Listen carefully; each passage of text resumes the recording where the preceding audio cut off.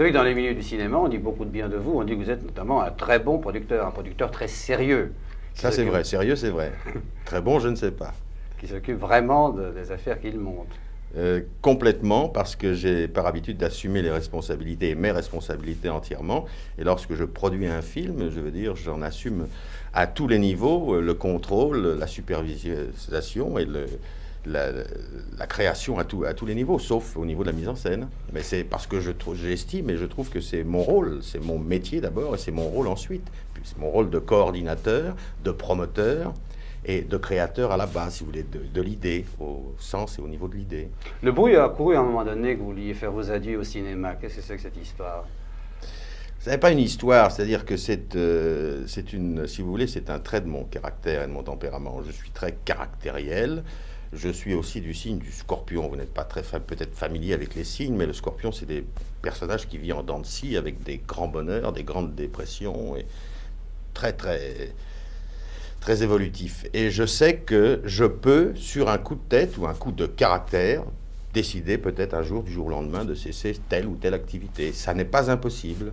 Je ne le dis pas, je ne le pense pas, mais c'est une chose du domaine du possible. Ce que je trouve très sympathique, c'est justement cette activité que vous développez dans des sens très différents. Vous pourriez vous offrir le farniente.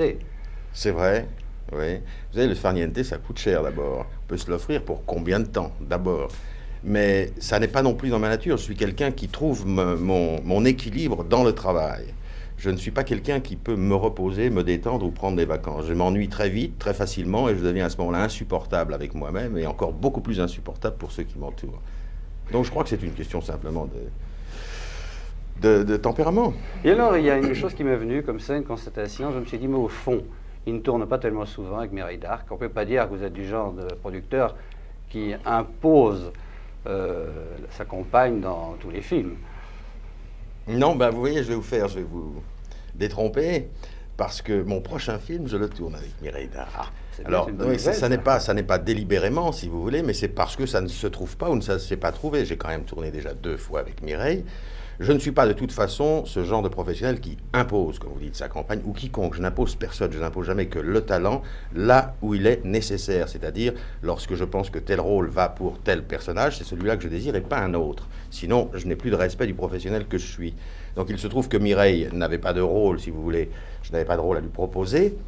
Mais par contre, ça va être chose rétablie très vite, puisque mon prochain film, qui est L'homme pressé, tiré du célèbre roman de Paul Morand, que je ferai sous la direction d'Édouard Molinaro, j'en partagerai la vedette et l'écran avec Mireille d'Arc. Oui, c'est une excellente nouvelle. Vous avez aussi fait revenir Jean-Yann à l'écran, je crois. Oui, c'est pas moi qui l'ai fait revenir, c'est lui qui a décidé de faire un retour à l'écran en tant qu'acteur, puisqu'il avait un petit peu délaissé pour se préoccuper de la mise en scène. Et j'ai été ravi, moi, de tourner avec lui. Je veux dire, j'ai fait ce film pour Jean-Yann, parce que c'est quelqu'un pour qui j'ai beaucoup d'admiration, que je ne connaissais pas, que je désirais connaître. Voilà qui est fait, et je n'en suis pas du tout déçu.